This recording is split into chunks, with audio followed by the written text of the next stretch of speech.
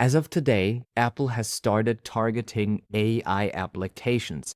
We're not talking about applications that are built using AI, but we're talking about applications that use AI, like AI image generators or ChatGPT alternatives, wrappers. They're really going after them now. So here's what you need to know to get prepared to fix it because the deadline is today. So what you need to understand is there's so much garbage that is AI enabled on the App Store. And the App Store and Apple take the liability for all payments processed on the store. So let's say you have an application that's called Sora 2, Mega Super Generator, whatever. And people download the app and they sign up for it and they're being tricked into paying $20 a week for it. And, I think it's the official Sora. And then it doesn't even use Sora to generate the videos. It uses some cheaper model. This is a problem. And there are so many apps on the App Store that do this. They use those brand names from other models like Video GPT or whatever to then promote their application. If your application is doing that, even if you are putting a banana in your app icon to kind of like say, hey, it's using Nano Banana from Google, your app can be removed from the App Store. We're not talking about app review. If you were to submit something like this to app review, it'll get rejected. But we're talking about Apple going into your store listing and kicking it out of the store.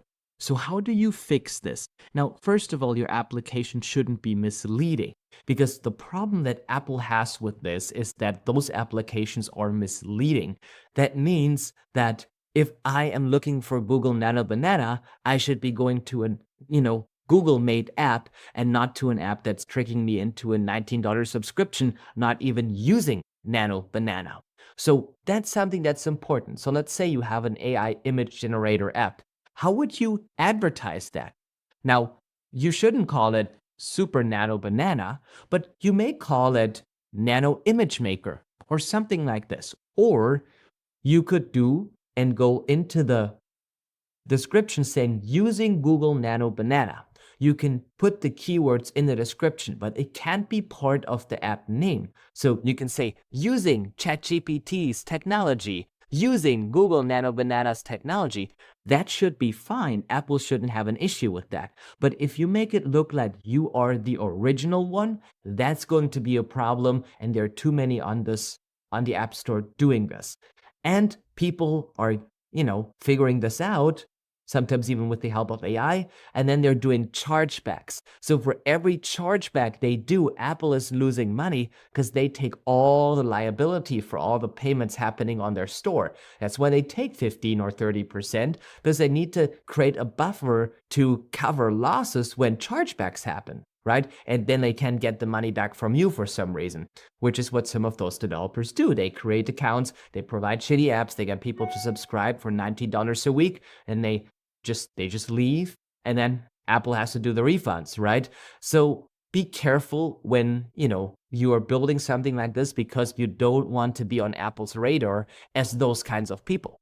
Because you're not one of them, I hope so at least, but you don't want to look like you're one of them, right? Because that will put you on the radar, and they are now enforcing that because it costs them money, reputation, and privacy trust, which is something that Apple really cares about. Now, there's another thing, speaking of privacy, that you need to be aware of.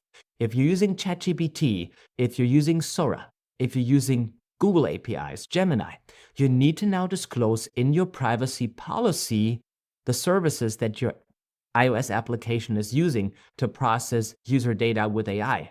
You can't just say, oh, it's proprietary, we're not telling you what we're using. You have to put a section in your privacy policy explicitly stating which services and APIs you are using for your application. So those are the news of this week when it comes to app review.